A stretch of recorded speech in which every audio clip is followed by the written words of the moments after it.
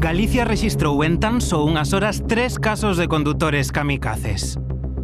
Testemuño dun deles foi Sergio, camioneiro de profesión, que deu aviso tras atoparse cunha muller que circulou ata 50 km en sentido contrario pola AP9. Iba conduciendo, vi que iba por el otro lado, me puse a la par, no le pité ni nada para que no fuera nervioso ni nada. Todo el rato estaba dando de luces cuando venía algún vehículo. Me crucé con 5 camiones y otros 6 o 7 coches para que no hubiera ningún accidente.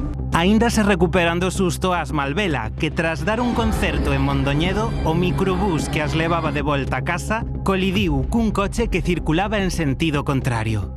Comentando o éxito que tuviéramos e como nos trataran, e de repente, pum, pum, pum, pum, o coche empezou a bailar e non sabíamos que pasara. Eu o que pensei é, como o coche levantou, dixen, nada, isto vamos por un terraplén, e xa dixen eu, desta non me salvo, este morro. Hoxe falamos con estas testemuñas que tiveron a mala sorte de atoparse de fronte cos temidos kamikazes das estradas. Hoxe non me salvo desta morra, que esa é a sensación, obviamente, cando vas por unha autovía, autoestrada, velocidades grandes, e ven de fronte un condutor a contramán que directamente se vai contra ti. Imos facer o percorrido dos 3 condutores kamikazes en pouco máis de 24 horas que tivemos en Galicia nesta fin de semana. Mirade, o que viamos agora, aí na A6, na autovía, a altura de Guitiriz, era máis ou menos a 1 da mañá, cando, de súpeto, un coche ven a contramán e bate de forma frontolateral contra un microbús con máis de 20 persoas dentro, case nada. 20 persoas dentro, entre elas as componentes do grupo Malvela, que agora escoitamos porque obviamente viñan dun concerto e levaron o susto da súa vida. O condutor foi o único ferido grazas á pericia do condutor do microbús e, atención, por suposto, non nos estrana, deu positivo en alcohol. Pero a cousa non ia parar aí, porque na tarde deste domingo, pouco despois das 8 da tarde, era xa noite pecha, chovía, tamén pasaba o mesmo na autovía AG55. Unha muller de 78 anos entra en sentido contrario e percorre ata 4 kilómetros ata un impacto contra outro vehículo no que viña outra muller. O impacto foi brutal, os coches quedaron a máis de 100 metros e, por fortuna, resultaron as dúas feridas leves, menos mal. E xa o que pasaba esta mesma madrugada é impresionante, estamos falando pouco máis de 24 horas. AP9 autoestrada, a altura da peaxe de Teo, aí a Garda Civil detén a unha muller veciña de Vilagarcía, 58 anos, que viña de uns 50 kilómetros atrás en sentido contrario pola autoestrada.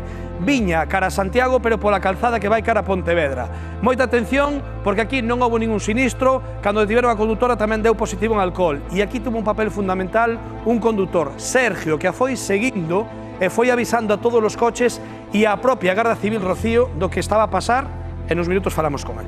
Dende logo que si, imos a coñecer o relato de Sergio de primeira man, pero é que é verdade que vas pola estrada, atopas que ven un coche de fronte, o momento de tensión é máxima e non sabes como tes que actuar. Así que hoxe imos a sair de dúbidas porque falamos en directo co director da Escola de Conducción PTC, con Antonio Solórzano. Antonio, moi boas tardes. Hola, boa tarde. Bueno, Antonio, no momento no que nos imos circulando pola estrada e vemos que de fronte nos ven outro coche, que é o primeiro que temos que facer? Bueno, evidentemente hai que manter a calma, o que non é fácil nunha situación deste tipo, e a primeira cousa que debemos facer é reducir a velocidade sin facelo bruscamente, porque podemos criar un perigo con respecto aos coches que veñen por detrás, e, polo tanto, pouco a pouco,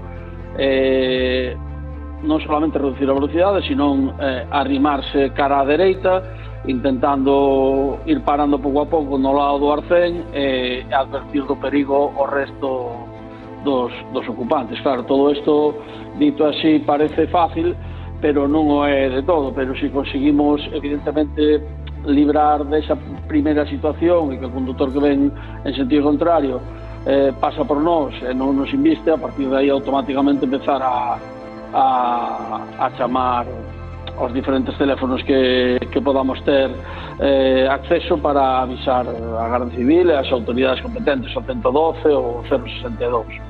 Antonio, quédate aquí conosco porque xustamente estamos falando desta mesma madrugada. Hai unhas horas da actuación de Sergio, un camioneiro que neste caso non ia no camión, ia no seu coche, pero creo que a súa actuación foi básica para salvar moitas vidas. Vou dicir así directamente, porque viu que unha condutora ia a contramán na AP9, na autostrada AP9, foi avisando a todos os condutores e a propia Garda Civil. Máis de 5 camións e máis de 7 vehículos cos que se cruzou esta kamikaze. E Sergio contanos que xa vía que con ela non podía falar moito porque conducía de forma errática. Salí de aquí a las 2:35, cuando la cogería sería media hora después, para la incorporación de Cambados. Iba conduciendo, vi que iba por el otro lado, me puse a la par, no le pité ni nada para que no se pusiera nervioso ni nada, y llamé a la Guardia Civil, llamé y le dije, oye, mira, que me encuentro con un coche que está en sentido contrario. Ellos ya sabían del coche, alguien les habría informado, y estuve comentando todo de lo que iba haciendo, todo, me quedé hablando con ellos, hasta la salida de Padrón, que salí, y poco después en el peaje de Santiago la localizaron. Todo el rato estaba dando de luces cuando venía algún vehículo, me crucé con 5 camiones y otros 6 o 7 coches para que no hubiera ningún accidente. Me empecé a acercar y claro, dices, pero no va en mi plataforma, va él en el otro sentido. Y ya por eso me quedé a la par de él. Iba a 30 kilómetros por hora, después a 60, 80, 50, 30, no mantenía una velocidad estable, no hizo amago de parar. Trabajar en la carretera hay que tener más conciencia de los peligros que hay y en estos casos ayudar lo más posible. Es mi profesión. Pois, Antonio, acabamos de escoitar o relato de Sergio, como actuou el no caso de ver esta condutora kamikaze de fronte. Queremos saber se despois deste relato ti consideras que actuou de maneira correcta. Sí, claro, é unha situación diferente a que falamos, non é o mesmo atopar un coche en sentido contrario, pero na nosa calzada, que neste caso do que lle ocurriu a Sergio, non, que vai pola súa correctamente e ve que pola outra calzada hai un vehículo que vai en sentido contrario, e creo que a súa actuación foi correcta, non? Ademais de manter a calma, foi avisando os outros condutores da outra calzada, o cual xa é bastante máis difícil, e despois avisar as autoridades. A veces vemos este tipo de situación que se dan e que resulta que ves que o condutor do vehículo que vai polo lado correcto vai grabando ou vai intentando pitar ou causar distracción ao condutor, o mellor nese sentido é non facer nada, porque aparte se te pos a gravar evidentemente tamén te podes distraer ti e ter ou causar outra situación de risco diferente, non? E despois algo que hai que facer tamén nese caso é manter moita atención, porque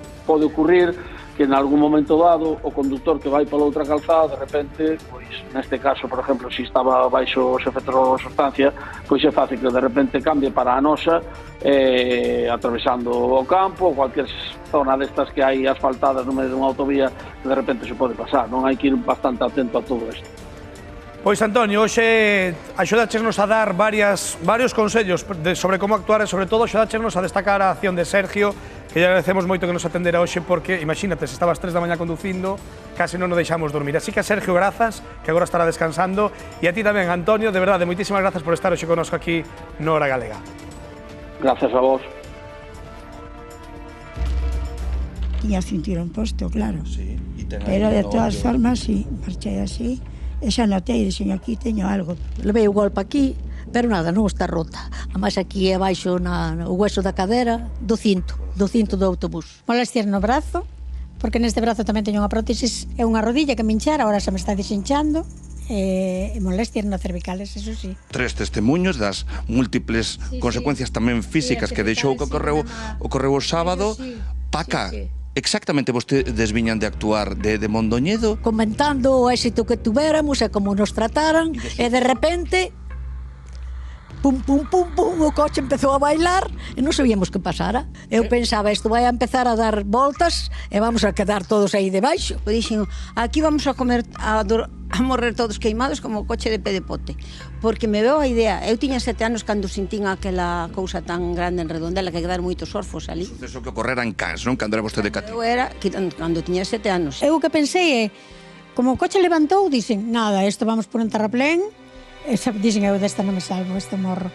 Eu que pensei máis que nada nos fillos e no neto. Bueno, no marido, claro. Eu agora encontro-me feliz, pero empezo a pensar o que hubiera pasado, entendes?